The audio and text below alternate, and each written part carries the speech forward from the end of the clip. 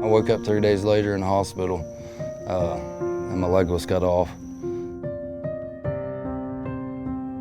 Yeah, I'm Craig Putnam. I've lived in Mineral Wells my whole life, Mineral Wells, West Virginia. I've lived right here most of my life. I've been here since the 3rd grade.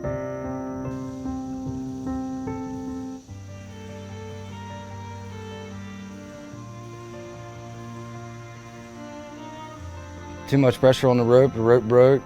It slung me out of the bucket truck 70 feet, landed on the electric lines. It came through this arm, hit my heart, blew my leg out. I woke up, you know, and my arm was laying sideways, my leg was laying sideways. And then that's when, you know, that's the last I remember. It was 3 days later. He was immediately then taken when EMS arrived. He was unconscious. He was taken to Camden Clark, where they did his initial evaluation and resuscitation. They did a great job identifying that he needed a breathing tube to be inserted emergently to help him breathe, and then they began resuscitation and recognized that he had a very bad life-threatening injury to his lower extremity, as well as to several other, his arm, as well as to his pelvis, to then transfer to Ruby, where he was a level 1 trauma activation. There's approximately about 20 different types of professionals that respond to those activations because of the severity of their injuries. We worked with the vascular teams as well as the trauma teams to stabilize his blood pressure in conjunction with the anesthesia teams, where he got massive blood transfusions and tried to fix his coagulopathy. At that point then, our attention was turned to trying to get him more stable overall from a hemodynamic standpoint. We went to the ICU, and because of his degree of shock, he had a lot of acid buildup in his blood, so we worked to maintain him on the breathing machine, on the ventilator, to try to support his vital functions. Unfortunately, he also had many other severe competing injuries. So in discussion with the orthopedic surgeons, the vascular surgeons, the trauma surgeons, and others who were involved in his care, because of the degree of injuries and the need for other life-saving injuries, it was decided, though unfortunate, it would be best to do an amputation of the area through the knee to allow him to be able to get over the rhabdomyolysis and then move on to recovery. So the next day he went back, and the team worked together. We tried to do everything we can to be able to, you know, salvage any extremity, but it's always life over limb. And at that point, it was felt that in order to give him the best chance at life, the best option for him was a lower extremity amputation, which was then done. And after that, he recovered those really quite well, and his kidneys turned around quite quickly. His lungs got remarkably better, and then the acid levels cleared, and he was able then to get his other fractures fixed as well as the bladder fixed.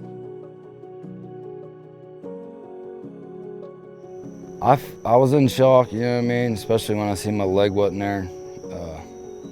It wasn't easy, man.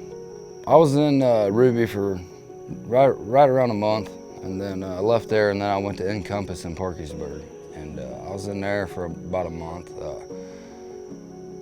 The pain is the worst I ever felt in my life. You know, I mean, I know pain, but nerve pain is like a toothache times 10.